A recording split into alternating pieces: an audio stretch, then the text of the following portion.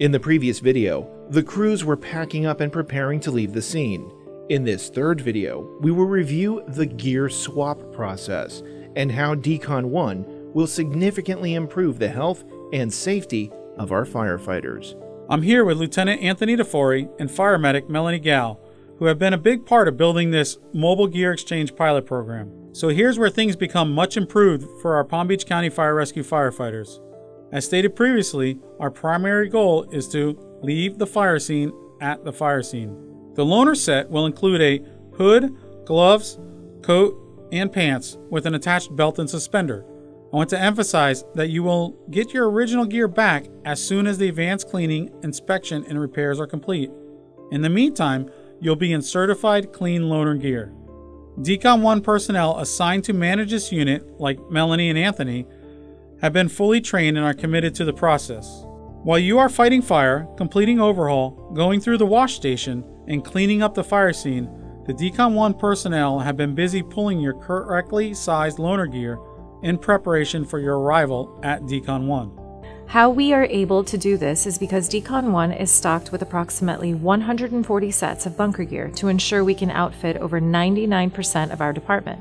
Utilizing the MDT, the Support Services database, and coordinating with command, we know exactly who entered the ideal age and their current bunker gear size. As crews arrive at Decon 1 for gear swap, you need to bring your hood, gloves, coat, and pants with the belt and suspenders. You will need to have your personal station footwear with you, otherwise you'll be wearing your bunker boots back to the station. Crews requiring gear exchange will make their way to Decon 1 and the green buckets, where all bagging supplies will be provided. It is important that you know your glove size to help expedite the gear swap process. Prior to bagging your gear, please remove all personal items and make sure to wash or wipe them so you don't cross-contaminate to the loaner gear. Then place your coat, pants, hood, gloves, suspenders, and belts into the bag. Note, you are not bagging your helmet and boots. When closing the bag, get as much air out as possible prior to taping. This will help us save space on Decon 1. When you are removing the air from the bag, be mindful not to breathe the expelled air because it will contain contaminants. With as much air removed as possible, we will now use a gooseneck closure to ensure an airtight seal. To perform this, twist the bag a couple of times and tape that twisted area. Leave the tape hanging and continue twisting the open end of the bag. Fold the twisted bag over and complete the taping by wrapping a number of times. Make sure to leave a tab on the tape for the next firefighter. Please take time to do this properly. It is our way of ensuring the safety of all those that will handle your contaminated gear on its way to be cleaned. The next step is identifying your personal bagged gear. Complete all sections of the orange post-fire gear tag and affix the tag to the bag. Record the unit that you are on during this fire incident, not your bitted unit. After showing your properly bagged and tagged gear and advising of your glove size, the decon tech will confirm the label is fully completed and then ask you to set your bag on the side of Decon 1 near the saddle containers.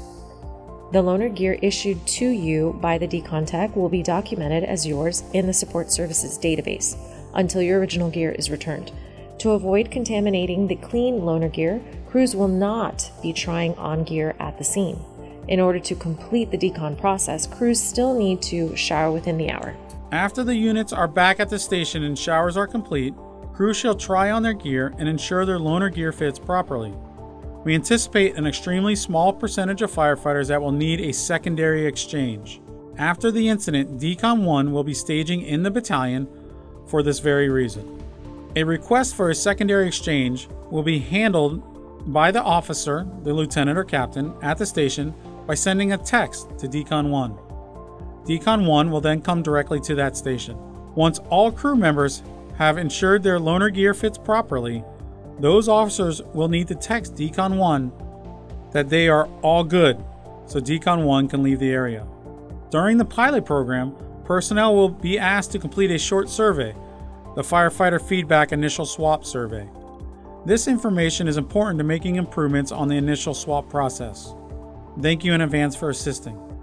In the final video, District Chief Neil Nemchek will walk you through how your original bunker gear will be returned to you.